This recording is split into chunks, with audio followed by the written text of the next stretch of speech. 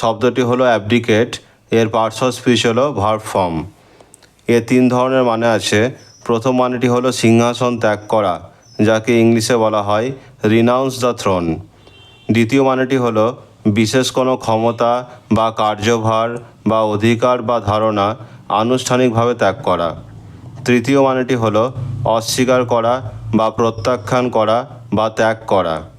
Synonym ওয়ার্ডসগুলি হলো deny, refuse, negate, contradict, renounce, abdicate, reject, throw away, turn down.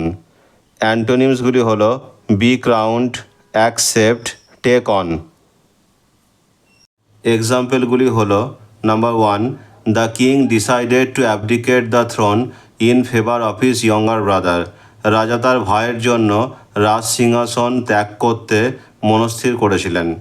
Number 2, feeling overwhelmed he decided to abdicate his duties as a team leader.